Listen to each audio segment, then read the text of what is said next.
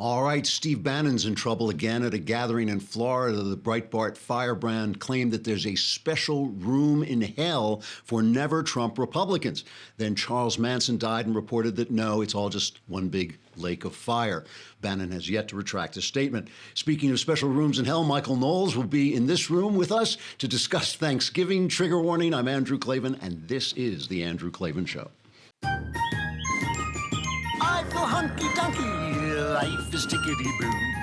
Birds are winging, also singing hunky-dunky-doo. Ship-shape, tipsy-topsy, the world is zippity-zing. It's a wonderful day, hurrah, hooray! It makes me want to sing. Oh, hurrah, hooray! Oh, hooray, hurrah! So, if there are special rooms in hell, are they better than the other rooms in hell or worse? Like, do you have to reserve like a special, and are all the rapists and murderers in one place, and then the never Trump Republicans get a kind of nice, slightly nicer room in hell? I just always wondered how that works. Why are there always special rooms in hell? It seems like you could cover that. Anyway, never mind. The Klavanless weekend has come to an end. For those of you who are listening to Another Kingdom, it wasn't quite as bad for Charles Manson. He wasn't listening. That's the way it goes. Another Kingdom is our podcast that Knowles and I are doing over at iTunes, and Ricochet, it's a fantasy thriller. We'll talk more about it when Knowles gets here. But while I was doing this, when we were doing this, I had no idea. This sounds silly, but I had no idea how to do a podcast. It's absolutely true. When you have to be the guy putting it up and getting it all together, it becomes very complicated. And Knowles and I have talked about the fact that we felt that Satan was working against us because every single thing went wrong. But I went on Skillshare, this collection of classes, online classes, that teaches you about different things. So you go on Skillshare if you want to, get a new leg up at work. You want to come in with and say, oh yeah, I know how to do that too. I didn't know how to do it before, but now I do. If you want to go off in a different tack in your career, or if you want to get a new hobby, you go on Skillshare and you can take classes. And I went on and did the podcast stuff because it really is educational. Skillshare has over 3 million members and over 17,000 classes. It's like the Netflix for online learning. You can take classes in graphic design, DSLR photography, social media marketing, digital illustration, much more. Skillshare classes are taught by industry experts and experienced professionals, perfect if you're looking to build your career or start the side career of your dreams. So, like I said, I did that. I did the podcast thing, and I did the writing one because I wanted to test it for you to make sure, was it good advice? And it was. And marketing, too, which I didn't know enough about. Skillshare is giving my listeners a 1-month free trial of unlimited access to its over 17,000 classes. Go to www.skillshare.com/Andrew and you get a free month. Check it out because it really does teach you all kinds of things, even like calligraphy, crazy stuff like that, photography, things that you might not have tried before that you might learn a lot about. So I got to talk about, I'm going to talk about the sex scandals. I love the fact that Glenn Thrush, the New York Times White House reporter, is now caught up. It's women saying that he got them drunk and started mashing them and all this stuff. And the only reason I like that is because Thrush is one of the guys who was exposed in some of the WikiLeaks emails as sharing his material with the Clinton campaign. And he said, I'm just a hack. So you tell me what to write, basically. I'm a hack. And then the New York Times hired him to cover the White House, along with Maggie Haberman, who is also identified by the Clinton campaign. So the fact that he's now actually, who would have believed that a guy who declares himself a hack also had some other problems that might be a problem for them. I think he's been suspended by the Times while they investigate. But before we get to that, I have to talk about Charles Manson. Obviously, the mass murderer, cult leader who died at 83 in prison. And the reason I want to talk about it, I spent my life as a crime writer. I'm a crime novelist. I write crime novels. And I started out very early on that I wanted to write novels that had meaning, that were rich, that were visionary, that had a vision, included a vision, and weren't just about who killed who and what action scene and all that. I wanted to do all that stuff so you would get so wrapped up in the story, and it would only be later as you were kind of coming back out of the story that you would start to think, yeah, there was also a kind of rich idea of what life is like. And if you're listening to Another Kingdom, you'll see it's not just a story about like ogres and monsters and murder. It's also a story that presents a vision of the world. It's not just political. It's also personal and religious and all kinds of things. But it's all kind of wrapped up in the story. And as I was looking at Charles Manson's story, reminding myself of what it was, it came to me like a crime novel, and I started to realize, this was in some ways a meaningful story. I mean, Manson was just a complete loser from the beginning. I mean, in some ways, if you could have pity for somebody who did so much evil, you would have to have pity for him. He was the bastard child of a prostitute. When he was born, this is kind of awful. It's kind of heartbreaking. On his birth certificate, it said No Name Maddox. That was his name, No Name Maddox, because nobody knew who his father was. Nobody knew, he just, this hooker basically gave birth to him. Obviously, I think he was sexually abused. Obviously, he was psychopathic. He was in the system so much. He was in prison so much of his life, even before the murders and everything, that he begged them to keep him in prison. He said he didn't know how to live outside of prison. He wished they would keep him, but they didn't send him out. And then, I don't know how else to put this, Manson got his big break, and his big break was the 60s. And in the 60s, people don't remember now how things fell apart. They see the hippies, they see Woodstock, but they don't remember that the very fabric of American life kind of deteriorated in certain segments of society. In certain segments of society, if you looked at it, it was still going on as if it were still the 50s, but certain segments of society, college campuses, places where young people gathered, the underground artistic life, they really came apart at the seams. It's hard, it's hard to tell you what it was like to live through some of that as a little kid, or really, I was a teenager. I shouldn't say a little kid. That, when I was a kid, we had a health class, and it was taught by Miss Rose from Florida. I'm sure she's passed away by now, but Miss Rose was like a nice Southern lady who came in, this was her first year, and she came in to teach us about health. It was called health, but it was really sex ed. That's what it was. And so she would come in and she would teach us how to be proper ladies and gentlemen. And meanwhile, things had so fallen apart. And I grew up in a very pleasant, nice suburb. Things had so fallen apart that I was sitting next to a girl I was sleeping with.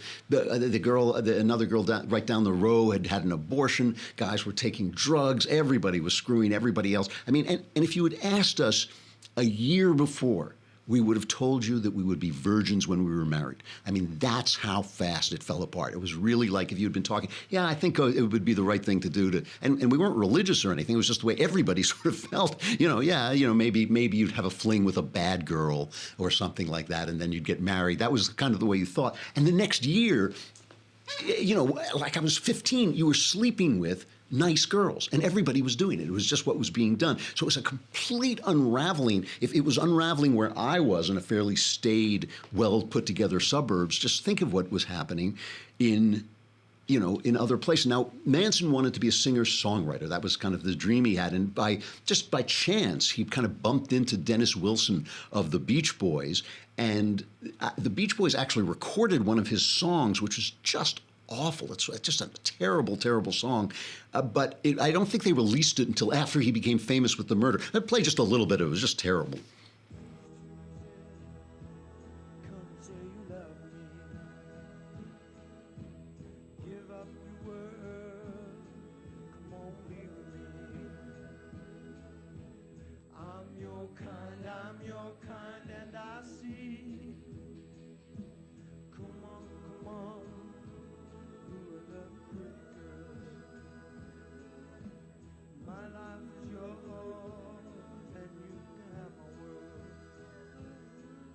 Called something like Never Learn Not to Love or something like this.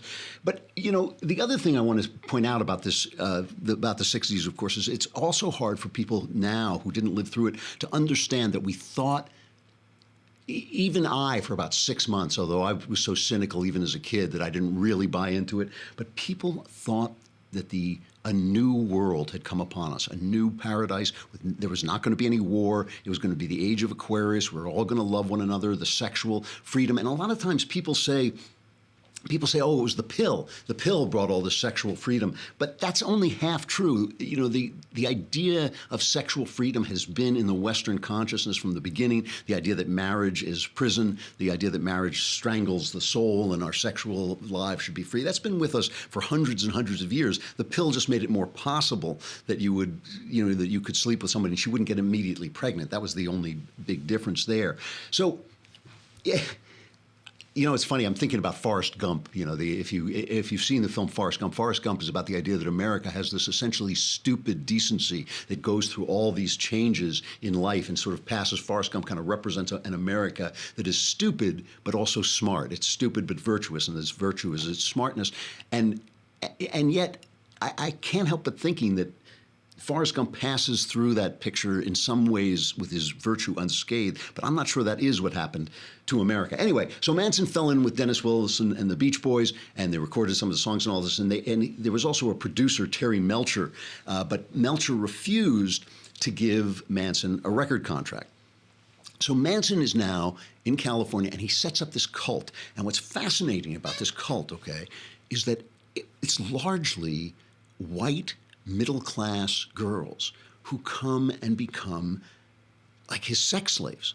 And it's these girls who are, some of them well brought up, you know, or at least from nice homes, who knows what they had gone through. But a lot of them, it was the drugs, you know. You started taking, did anything good come out of that culture?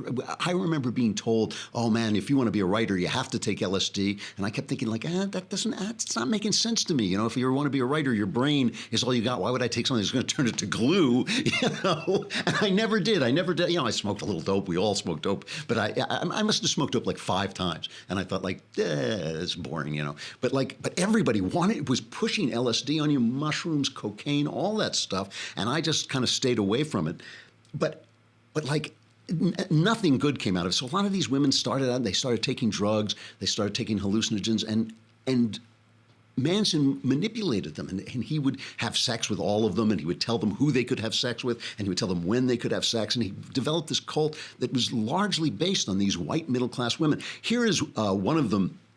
Leslie Van Houten. Van Houten was one of the murderers in the Tate LaBianca murders that are the big murders that Manson was put away for. But she has received parole pending, I think, Jerry Brown's approval. I don't think she's gotten out yet. But here she is explaining to the parole board. This is an actual tape of her parole hearing. Now, and she's much older now, right? This is many, many years. It was 1969 when the murders were committed. So we're talking like almost 40 years later, more than 40 years later. Here she is telling the parole board how she felt about Manson at the time. I believe that because I believed that Manson was Jesus Christ and that it was something that had to be done.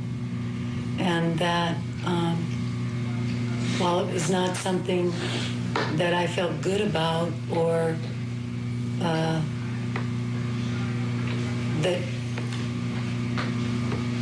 it was like war. And we were going through combat training at the ranch and really prepped like that.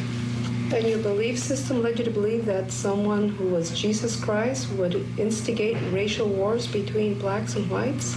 Yeah, he said that it was the blacks' turn, that the white had been on top for too long, and all they ever did was put harm on other people that were not like them, and that the last time he came, he had been crucified, and this time he would have to make himself known. So Manson was Jesus Christ, and he was bringing about a race war for the sake of the blacks. The blacks had been oppressed, so he had this crazy idea. He called it Helter Skelter, based on the Beatles song.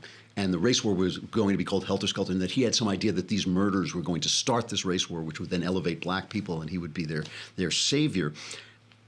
I can't help but be fascinated with the fact that women were taken in by this guy and were attracted to this guy. And we all know that when some of these sex killers and serial killers who go to prison, they get fan mail and love letters from women. There's something about them that women find, obviously not all women, some women find appealing, and this guy used that. And I just want to play a little bit of this interview with Manson, because when I look at Manson, I see like a street person. I see like a guy, just an absolute psychopath.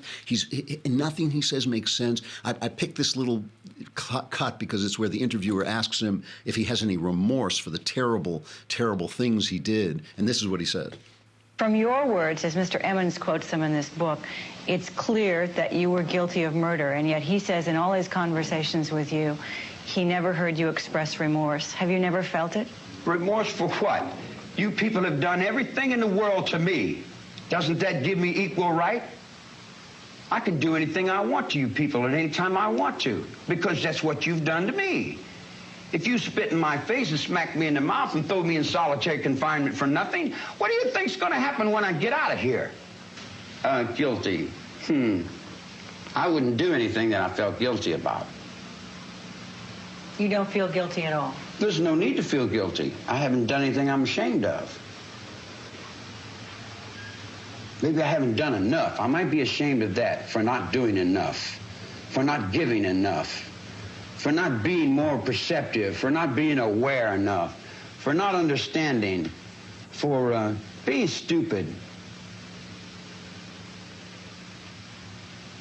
Maybe I should have killed 400 or 500 people, then I would have felt better. Then when I felt like I really offered society something. So, I look at a guy like that and I just see, just a guy who's ranting and raving, obviously should be in prison forever. I mean, the only reason he got off without the death penalty is the Supreme Court ruled that the death penalty was illegal in California, and so he didn't get the death penalty and he spent his life. But he kept coming up for parole with his swastika carved into his forehead. So, at least we can have enough faith in the system that he was kept in prison his whole life. But there is something about this. There's something about the fact that this was magnetic to people, and people went for this, the people who surrounded him. He became a cult figure to these people. There was a woman who just about 2 years ago said she was going to marry him in prison, a beautiful, beautiful 25-year-old woman. Now, I should say, before I play this clip of her, I should say that there is some talk that it was all a con, that she was just trying to get possession of his body so she could use his body as a museum piece or sell, tickets to look at his body or something like this. But here she is being asked, Ashton, I don't mean to. I shouldn't laugh, but I mean it is just the depravity of humanity is quite amazing. Her name was Ashton Burton, and Manson called her Star, and she's asked why she is marrying this guy. Well, because I love him, and I've got half a brain that I can see that he is the one that knows what's going on.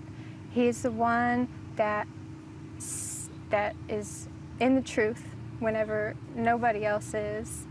And what is it about him compared to other people you've met in your lifetime that makes him so unique and different?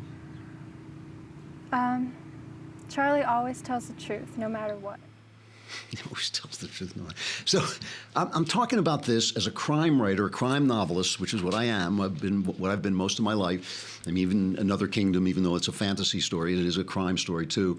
I'm talking about what this story means and what kind of vision it presents, and I'm going to get back to that in a minute. But first, let's talk about sleeping. Now, when I talk about sleeping, it's always theoretical because I haven't slept for 20 years, and I'm awake. I'm awake so much. I mean, I just was thinking about this the other day. I don't live an ordinary life. I woke up this morning at 5 because I had to do an interview. Usually I wake up at 5:30, and I'm working till about 8, and I really don't stop, And even then, I'm kind of doing stuff. I suddenly dawned on me that this is not a normal life, But I don't sleep a lot. I love to stay awake. So it's really, really important to me that my mattress is comfortable because I am in bed and I do read and I do a lot of stuff, lying around in bed and thinking and taking notes and all that stuff. So I want a very, very comfortable mattress. If you've ever gone out and slept and shopped for a mattress, it's not always that pleasant an experience. They're not always there to help you. That's why you should try Helix Sleep. It offers something that doesn't exist anywhere else, a mattress that is personalized to your unique preferences and sleeping styles, and it won't set you back thousands of dollars. If you go to helixsleep.com/Klavan, Klavan, you can take their simple 2 to 3 minute sleep quiz, and they'll build you a custom mattress that will be the best thing you've ever slept on. For couples, they can even personalize it with each side of the mattress feeling differently. Everyone from GQ to Cosmopolitan to the New York Times are all talking about Helix, and once you try it out, you'll know why. Your custom mattress arrives direct to your door in a week, and shipping is completely free. You can try it for 100 nights. You don't love it, they'll pick it up. They'll refund you in full. Go to helixsleep.com, HELIX, sleep.com/Klavan right now, and you'll get $50 toward your custom mattress. That's helixsleep.com/Klavan for $50 off your order. helixsleep.com/Klavan. Klavan, a more comfortable way to lie awake at night or sleep if you're into sleep. I got to say goodbye to Facebook and YouTube. Come on over to thedailywire.com and you can listen to the rest of the show. You can watch the entire show right there. If you just subscribe for a lousy $10 a month, what are you doing with it? You'd probably just, do something terrible that you'll only hurt yourself. Give us the $10. You can watch the whole show. And if you give us $100, you get a year's subscription. And by the way, that's a savings for those of you, and I know in my audience, people are going, is that more or less than $10 a month? It's $100. It's a savings of about $20. You get a whole year, plus you get the Leftist Tears tumbler, which magically fills up every time I speak.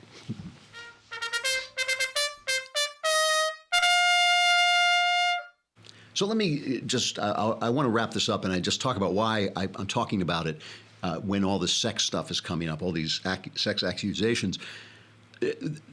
What happened was Manson finally decided the people in his cult would do anything he told them to do. And a lot of people don't know this. He wasn't at the murders. He just commanded them to commit the murders, and he sent his minions out like winged monkeys, and they did commit the murders. And this record producer, Terry Melcher, that he had known, had refused to give him a record contract. And so he was angry at him. So he sent his minions to Terry Melcher's house, even though he knew that Melcher no longer lived there. He knew they didn't live there. Who did live there was this very beautiful actress named Sharon Tate. She was a B-movie actress. She was married to a budding director, Roman Polanski. And the only thing that has ever in any way mitigated in my mind the fact that Roman Polanski drugged and raped a little girl has been this trauma in his life. I mean, I think this would have done it to anybody. This is a little grim, but I have to tell you because I think it's an important part of the story. Let's take a quick look at Sharon Tate. I mean, you'll see exactly what kind of actress. This is Valley of the Dolls. It was a soft core. There was no nudity in it in those days, but it was kind of a soft core, sexy story by Jacqueline Suzanne, who was a soft core, sexy novelist. And here's just a scene with Sharon Tate in it.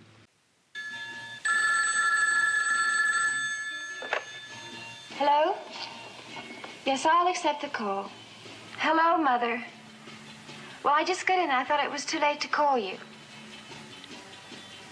But I just sent you $50 last week, Mother. Okay, I'll send you $50 as soon as I get my paycheck. You told me Gran's been sick, Mother, and I know about the oil burner. Okay. I'll take the mink to Uncle Ira's again. He'll give me a couple $100 for it. Mother, I know I don't have any talent, and I know all I have is a body, and I am doing my bust exercises. Goodbye, Mother. I'll wire you the money first thing in the morning. Goodbye.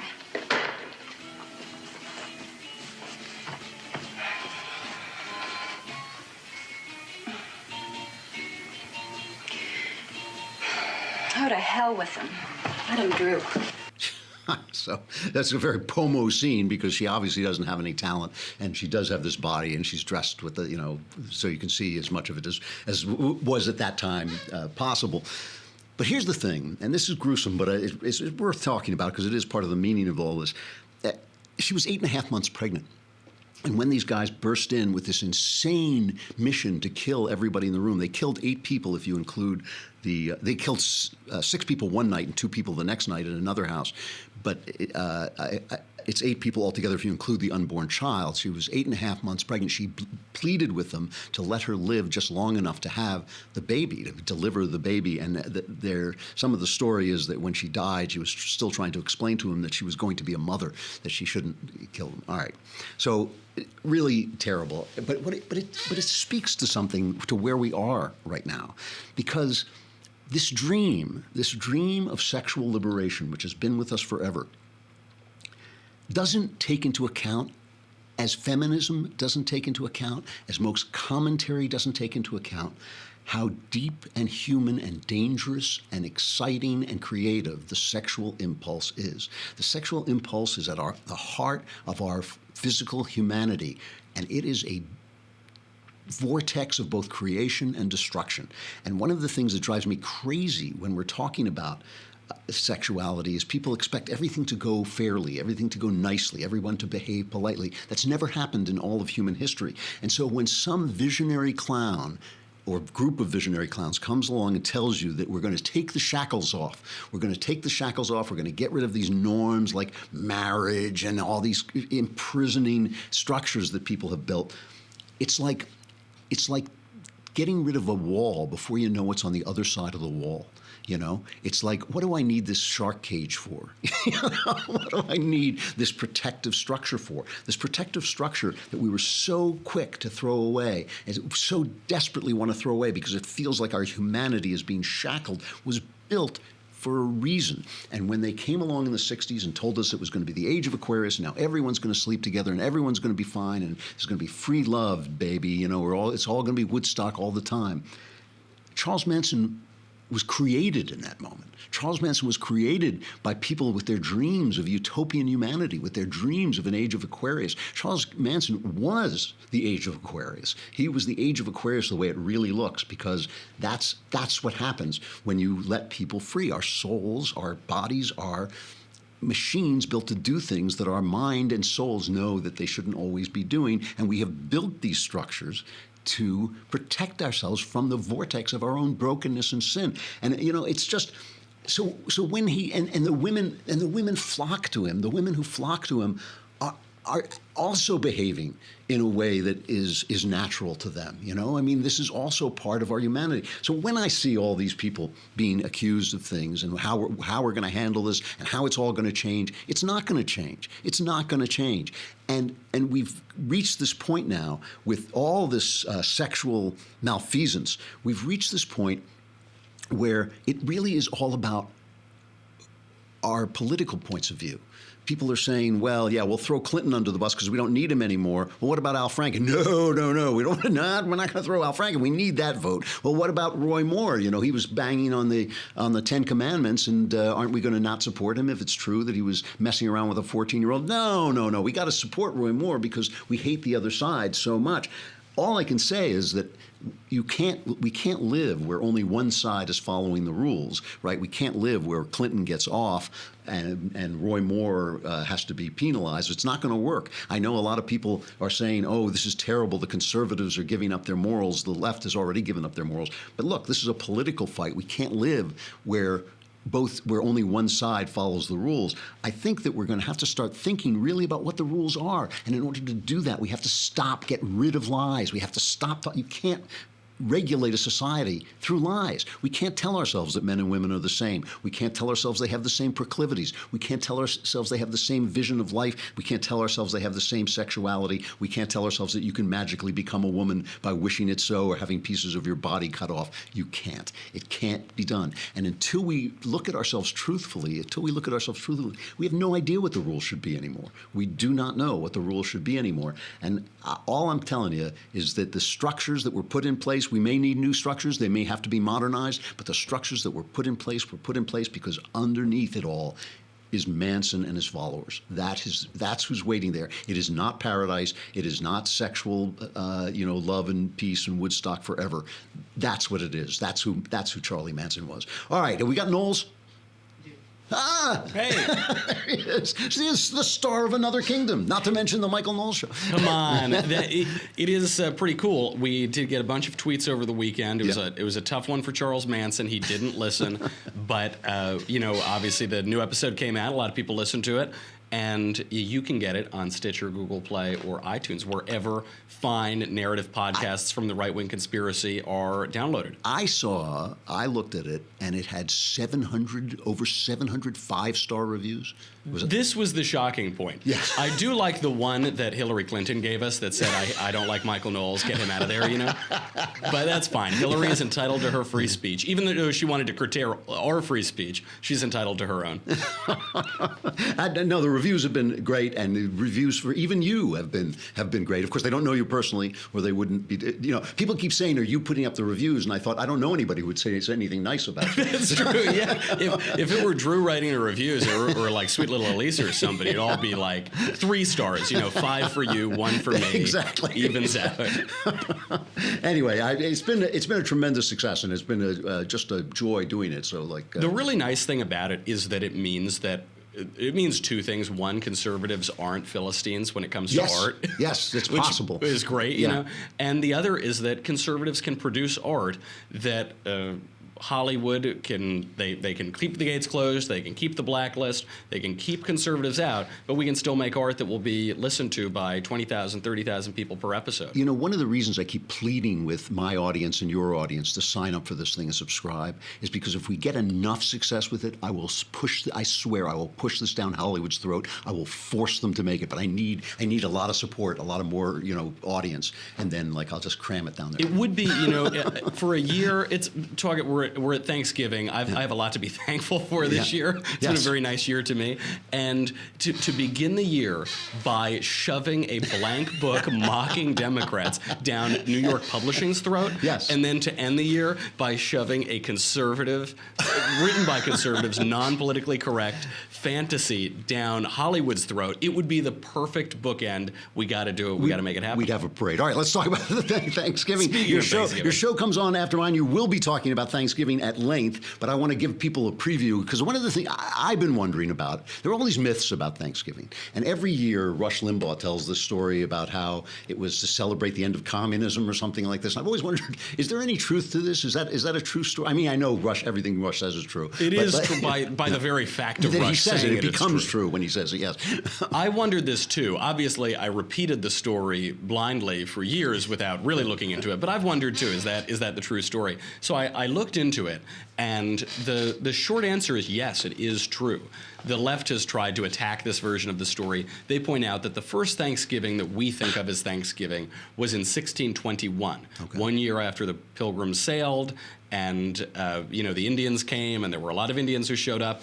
Everybody ate turkey and duck and goose, and the Indians brought some deer that they had just killed, and they had a nice time. But this was just a regular harvest festival. It happened around this time of year, late September, early October. It was a regular harvest festival. They had these in England, and in many ways, this wasn't a thanks for the abundance that they'd gotten from their harvest. It was the last meal of a condemned man because they knew that this winter was going to be brutal. They didn't have enough food to live, and it ended up being a very difficult winter. It became a very difficult winter for a few reasons. One of which is that the Pilgrims tried communism.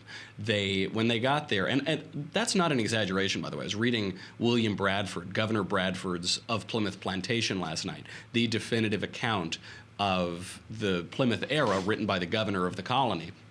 And he talks at length about the communal plan, the common course, frequently referred to as communism. And he says, quote, "At length, after much debate of things, the governor gave way that they should set corn every man for his own particular, and in that regard trust to themselves.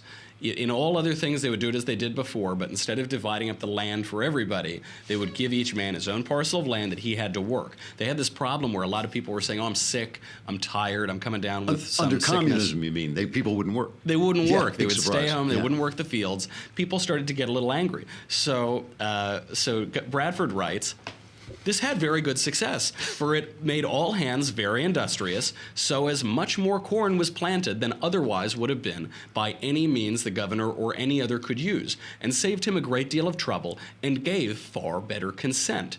The women now willingly went into the field, and took their little ones with them to set corn, which before would allege weakness and inability. They'd stay home, they didn't want to go out."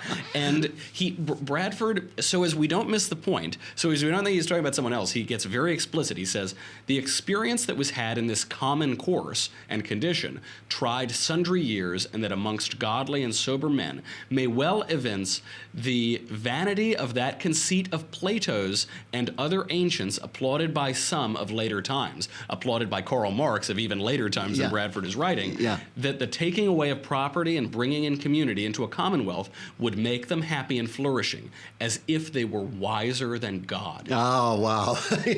He even talks about how, it bred discontent everywhere because you'd have a few women left in the colony, and they would be forced to do all the work for all of the men. And for men's wives to be commanded to do service for other men, as dressing their meat, washing their clothes, etc., they deemed it a kind of slavery. Neither could many husbands well brook it. So the husbands didn't like their wives being used either.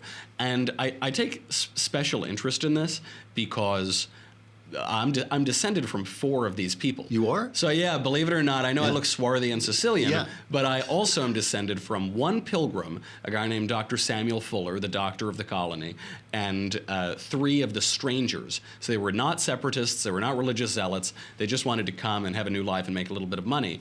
And those guys were Stephen Hopkins, who had earlier been on a shipwreck in Bermuda, which is what Shakespeare's The Tempest is based on. Yeah, He was a mutineer. You're related to one of the guys that they based The Tempest. I am. I'm Caliban, right? Direct descendant. Yeah, I'm a direct descendant of Caliban. And but he was a mutineer, and he caused a lot of trouble on the Mayflower. Then there was another guy, Francis Eaton. He was fine. And then John Billington, who Bradford said was one of the most profanest men he'd ever met. He said his family was full of degenerates. Yeah, that was the direct line. And I think he was thrown into the stocks a number of times, almost killed. Yeah, so that's the group that we come from. Okay, so they did try communism and find it didn't work. So that's they found it didn't work. And to Rush's point, this was the first time it was called Thanksgiving. Okay. There was an edict from the secular government, from Governor Bradford, that said we will celebrate Thanksgiving, which was really, I suppose, the 3rd Thanksgiving. It was the 3rd year in 1623. Rush, as always, absolutely right. Okay. And there's so much disinformation about Thanksgiving. I'm going to go into it. I'm going to do a full show on it on Wednesday, and we'll air it Thursday too. Okay. But there's this idea that we came here. The Indians were very nice to us. They gave us corn. They were all united. They were just charitable, taught us how to eat, and then we just butchered all of them. That was our thank you to them. And it's so paternalistic. It's so condescending. First of all, it's anti-historical to say that these were united tribes. They weren't united for more than 30-mile stretches. Right. But it's so condescending to say that they were all peaceful and naive. There was nothing naive about these people. They dealt with Europeans a little bit before, and especially they'd massacred some French and some Englishmen, and they were smart though, and they were relatively sophisticated statesmen, and so they used the arrival of the English to get an advantage over one tribe or to consolidate power in this area, and the English used them to some advantage too. But it was so they were people. They were people. They were people. They were political actors who went to war and were diplomatic and gave each other considerable respect. And the real story is just much more complicated than the ridiculous left-wing narrative about it. And by the way, there was a relative peace for well over 50 years. Right. There was a relative peace for a long time until poor decisions were made, particularly by the child of Massasoit, who was our ally and who benefited greatly from the English, and the English benefited greatly from him. This Indian made a bad calculation, and it didn't work out very well for his tribe. But this peace endured for half of a century. Is it true that when the Pilgrims arrived, they found an Indian who spoke English? Talk about the divine providence. That story has always struck me as divine providence. It's really bizarre. It's even more bizarre than you think it is. So they were aiming for New York, for the mouth of the Hudson River. They get blown way off course, and the master of the ship knew they were blown off course, but they weren't blown off course enough to end up at Boston Harbor. They weren't blown off course enough to end up at a nice harbor. They ended up off of Cape Cod. They get off the boat, and some Indians start to attack them, basically. They found huge stores of corn, just beautiful stores of corn where they were, and not a lot of people. But they end up getting attacked. They go a little bit further, end up at Plymouth. The thing they notice is that the fields are completely cleared. They're totally clear. They're ready for agriculture, but all they find are the whitened bones of the dead. Excuse me. Because a plague had wiped out virtually the entire tribes of this area. Just within the previous 2 years. So the land is cleared for them, all is peaceful, all is nice. They're waiting they'd had a little skirmish with the Indians. They then see one Indian boldly walk toward them alone. They get their muskets ready, they don't know what to do. He just keeps walking toward them, and he says 2 words. Welcome, Englishman. His name is Samoset, possibly Somerset, an English version. He happened to be visiting from Maine, where he had run into a couple of English fishermen in a couple years previously. So he was just visiting. The rest of the tribe did not speak English. But then out comes Squanto, who was a prisoner of the chief Massasoit. Squanto had been taken by John Smith, the English explorer, brought to Spain, escaped somehow, it might have been smuggled out by monks, ends up in London, then makes it back on another ship to the New World, ends up exactly where the Pilgrims land. Accidentally land. Yeah. Not at the place they wanted to, not at the place they should have, but exactly where they do land.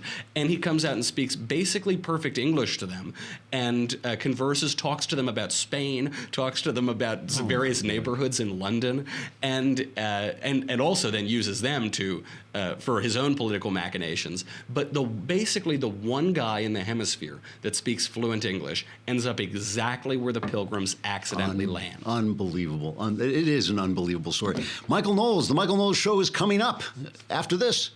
It's always good talking to you, Knowles. I'll talk to you soon. All right, Mike. You know, I was in church this Sunday. The reading was the parable of the talents. And if you don't know the parable of the talents, it's where we get the word talent. A talent was a block of silver, and a block of silver. And it's a parable about a guy who gives each of his servants a certain number of talents. One he gives 1 talent, one he gives 2, one he gives 5. I don't know. I can't remember what it is.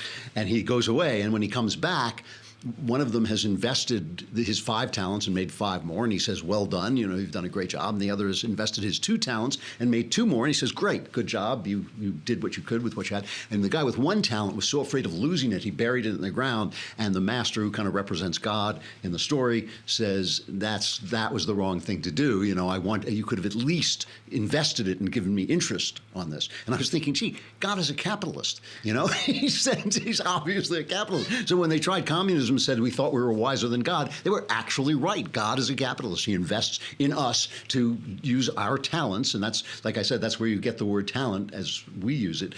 He invests in us, our talents. He expects a return on his money. He doesn't work for it. He just gives us the dough, just like any capitalist. All right, our crappy culture.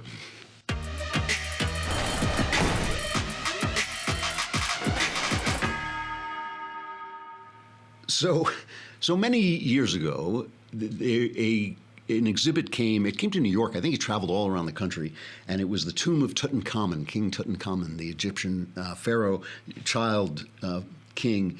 And it became a huge, huge smash, so that they were selling T-shirts, Tutankhamun, King Tut. King Tut was everywhere. And you know how these cultural things take off sometimes. And it just became this big, big deal. So Steve Martin, in a absolutely hilarious Saturday Night Live routine, came out and said, this was too commercial, and I'm going to sing a little song to bring us all back to our senses. So here's just a minute of that routine.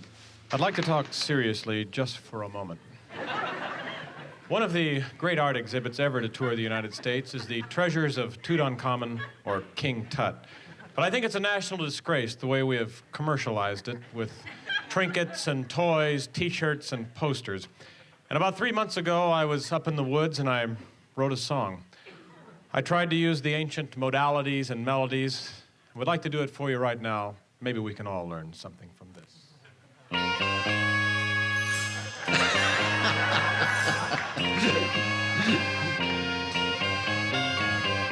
King Tut.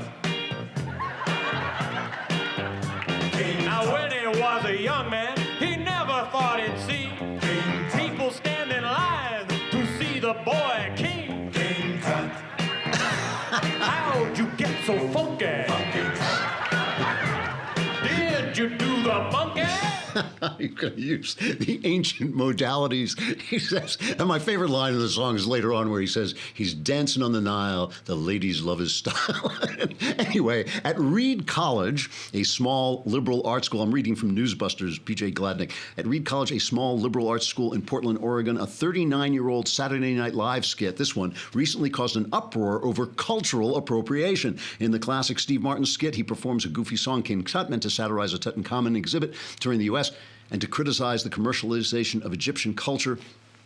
This is a guy writing in The Atlantic about this. He says, you could say that his critique is weak, that his humor is lame, that his dance moves are unintentionally offensive or downright racist. All of that and more was debated in a humanities course at Reed. But many students found the video so egregious that they opposed its very presence in class. Says one student, that's like somebody making a song just littered with the N-word everywhere. This is a member of Reedies Against Racism. He told the student newspaper when asked about Martin's performance, she said, The Egyptian garb, she told The Atlantic, the Egyptian garb of the backup dancers and singers, many of whom are African Americans, is racist as well. The gold face of the saxophone dancer leaving its tomb is an exhibition of blackface.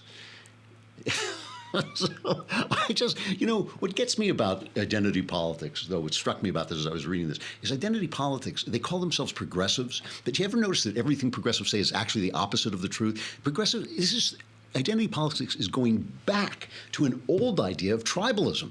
We were going past this, and it is in keeping with the tattoos and the piercing and these women who go out and protest that they're not allowed to bare their breasts in public and all this stuff. It's as if they want to return to a primitive state. When I was in Afghanistan, this is all the people in Afghanistan do, is fight over things that happened 300 years ago. Your tribe member raped a woman in my tribe. I'm going to kill you. That was 400 years ago. Doesn't matter. It's still alive today. And this identity politics is just a throwback to this. The progressivism is progressing right back to primitivism, basically. It's progressing right back into the past. All right, tomorrow, we have a guest tomorrow, don't we? Oh, yeah, this is tomorrow. This is Scott Adams. Great interview. You got to listen to this. Absolutely great. The Dilbert guy who's also become a big, really fascinating and original observer of Donald Trump, and we had a really interesting talk. Be there for that. I'm Andrew Klavan. This is The Andrew Klavan Show. I'll see you tomorrow.